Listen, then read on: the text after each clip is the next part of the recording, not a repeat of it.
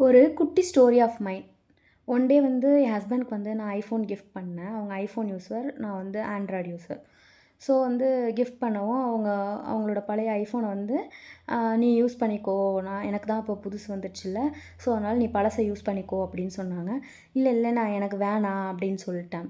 அது உடனே அவங்க எப்படி எடுத்துட்டாங்கன்னு தெரில. நான் யூஸ் பண்ணுறதுனால நீ யூஸ் பண்ண மாட்றியா அப்படின்னு சொல்லி கேட்டாங்க. அப்படி கிடையாது. அது வந்து உங்களுதுன்னு பார்த்து பழகிட்டதுனால அது எனக்கு யூஸ் பண்ண இன்னும் தோணல.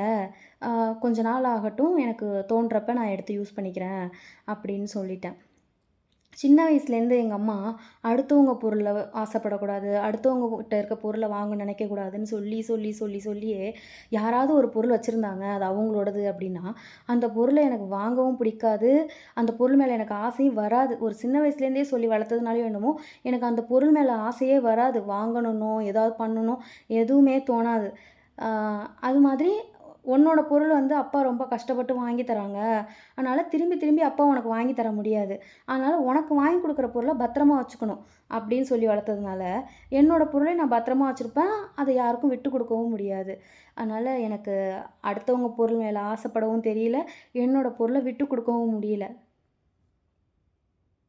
ஆனா சில பேர் அத தப்பா புரிஞ்சுக்கிறாங்க. ஆனா அது அப்படி கிடையாது.